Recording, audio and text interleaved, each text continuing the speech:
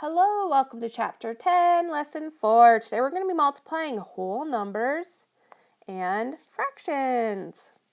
So here's a little reminder that 12 can be written as 12 over 1. This goes for all whole numbers, not just 12. All whole numbers. Like if I'm looking at 156, can also be written as 156 over 1.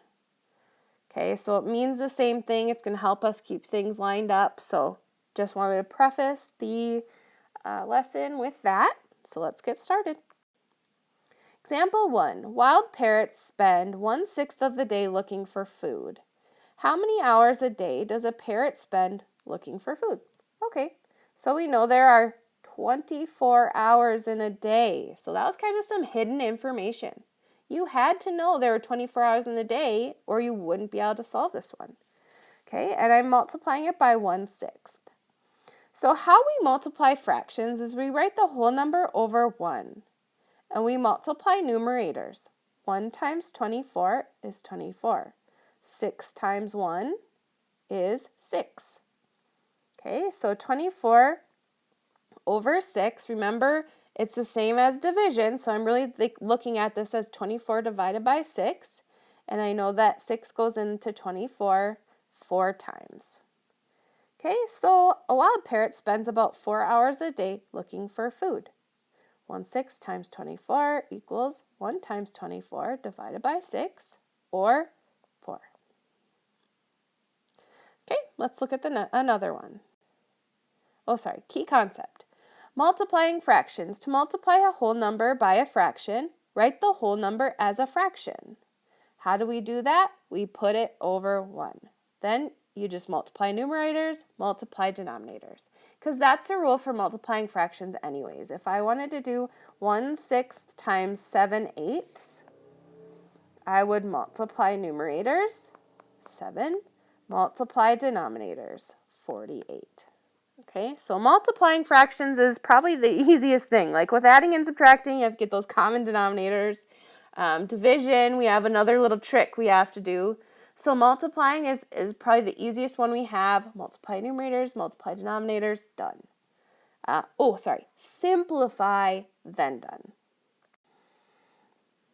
Okay, so find the unknown. So if I were going to estimate, 4/5 is about 1, so I do 2 times 1. My answer should be about 2. Okay, so I'm going to write my whole number as a fraction. So now I'm looking at 2 over 1 times 4 over 5. I'm going to multiply my numerators to get 8. Multiply my denominators to get 5. And I know that 8/5 can be split up to 5/5 plus 3/5. Okay, and I do that because 5/5 is the same as 1 plus 3/5. So 1 and 3/5 is how I could rewrite it. So 2 times 4/5 equals 8/5, or 1 and 3/5, which is about 2. 8/5 is about 2. Okay, let's keep moving on. Find half of 4. Write it in simplest form. Okay, half of 4 is 2. We already knew that 5 seconds ago. Anyways, so write my 4 over 1 as a whole number. 4 times 1 is 4. 2 times 1 is 2. 4 over 2, or 4 divided by 2, we can think of it that way, is 2. I could also look at this too, guys. If you forget that it's division, simplify it. Divide by 2, divide by 2. I'd get 2 over 1, which we know now is the same as 2. So 2. All right, multiply, write in simplest form. So I have 2/3 times 12, which is going to be rewritten as 2/3 times 12 over 1. 2 times 12 is 24. 3 times 1 is 3. Okay, and so if I simplify, I'm going to get 8. Oops. I'm going to get 8 over 1, or 8. Okay, this is number 1. Let's do number 2 right here, which is 3/10 times 8 over 1. Multiply my numerators. 8 times 3 is 24. 10 times 1 is 10. This is not going to be so easy here. I could break this into 10/10 plus 10/10. Well, why don't we reduce? I know it's going to be 2 and 4/10, but let's reduce. Maybe that'll be easier to see. Divide by 2 equals 12/5. Okay, so then I could break 12/5. I've got my 2 options, right? I can break it into 5/5 plus 5/5 plus 2/5, which would be 1 plus 1 plus 2/5, or 2 and 2/5. My other option would be to do top divided by the bottom. 12 divided by 5 is 2, minus 10. I have 2 left over. Here's my numerator. Here's my denominator, 2 and 2/5. So same thing, we get same both times, so 2 and 2/5. There we go. Now for number 3, I'm doing 8 over 1 times 1/5, which equals 8/5, right? 8 times 1, 5 times 1. Okay, I can break this into 5/5 plus 3/5, which is 1 plus 3/5, so 1 and 3/5. Could also do my same 8 divided by 5, 1 minus 5, I have 3 left over, numerator, denominator, 1 and 3/5. Okay, let's keep going. We're only halfway done, yikes. So 13 over 1 times 1/2. Okay, so multiply numerators, multiply denominators. 13 over 2, I'm going to divide this one out. 13 divided by 2. Okay, I know that 2 goes into 13 6 times, minus 12. I have 1 left over. 6 and 1 over 2, 6.5. Okay, number 5. 20 over 1 times 3/5. Okay, so I have to do 20 times 3, which is 60. 5 times 1, which is 5. 60 divided by 5 is 12. Oh, I suppose I could do it. 6 divided by 5, then a 2, 0. Plain old 12. All right, number 6. 3/10 times 7 over 1. 3 times 7 is 21. 10 times 1 is 10. If I do 21 divided by 10, I'd get 2. 21 divided by 10 is 2 minus 20. 1 left over. Here's my numerator. Here's my denominator. 2 and 1/10. All right, let's go to the next page. The length of the popcorn machine is 3/4 of its height. So it's 3/4 times 24, right? 3/4 times 24 over 1.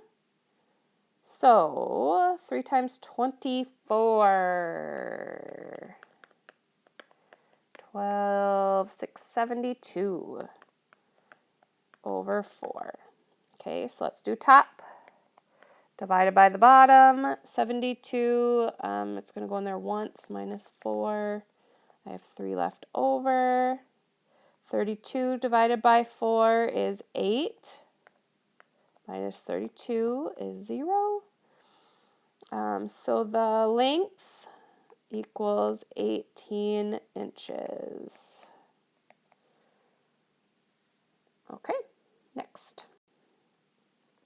Quentin is making bread and wants to triple the recipe. So if I want to triple something, that means I'm multiplying by 3.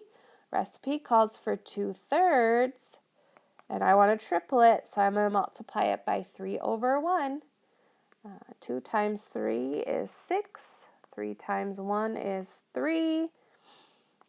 Divide by 3, divide by 3, and I get 2 over 1, or just plain old 2 cups of sugar. Joaquin has $24. He uses 5/8 of his money to buy a pair of jeans. How much money does he have left?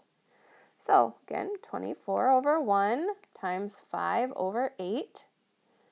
Okay, 24 times 5, 20, 10, 11, 12, 120 over 8 times 1. Let's do top divided by the bottom. Okay, 1/8 goes into 12. 4 left over, bring down my 0. 40 divided by 8 is 5 minus 40. So I know that how much money, so he used 5/8 of his money. So that means he spent $15. Okay, so I have to do 24 minus 15, because that's how much he spent. How much does he have left? I would have, and probably many of you wouldn't have read that last question and just said, oh, $15 left. No, that's what he spent. Okay, so that means he has $9 left. So make sure you read the whole question. Especially after you do all that math, you don't want to waste it by not doing a subtraction sentence, right? Like, that's the easy part. You did all the hard work, get your credit. Okay, plan your solution. The length of a rectangle is 1/3 of its width. Okay, so I like drawing out, guys. I'm telling you. So the width is 9, and the length is 1/3 of its width. Okay, whenever I see 1/3 of, 1/2 of, 1/6 of, it's always multiplying. That of is multiplying. Okay, so really I'm doing 9 divided by 3, right? We've talked about how these are the same. Okay, and 9 divided by 3 is 3. So we know that the length is 3. Now, is that the question? No, look at this. What is the area of the rectangle? So if I know that this side, because if this side's 3, then this side's 3, right, is 3, and the width is 9, so that means I need to do 9 times 3 to find the area. 9 times 3 is 27. What's the feet? Feet squared. Feet squared is my area of the rectangle. God, these questions are tricky. Number 11, Rico is making punch for 18 people. How much punch should Rico make if each person will drink 1/6 a gallon of punch? Okay, so if this same question was, Rico is making punch for 10 people, how much punch should he make if each person will drink 2 gallons of punch? We know we'd do 10 times 2, right?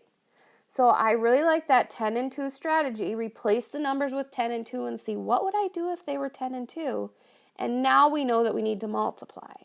So if I'm doing, which the whole lesson is multiplying fractions, so we probably could have inferred that anyways, but that's not always going to be the case where it says, okay, you need to multiply. So that's a good strategy. Times 1/6. Okay, multiply numerators, 18, multiply denominators, 6. Top divided by the bottom, 18 divided by 6 is 3. He needs to make 3 gallons to feed 18 people. That's all I have for you today. I hope you thought this was as fun as I did, because I really enjoyed making this video here. Anyways, we'll see you later.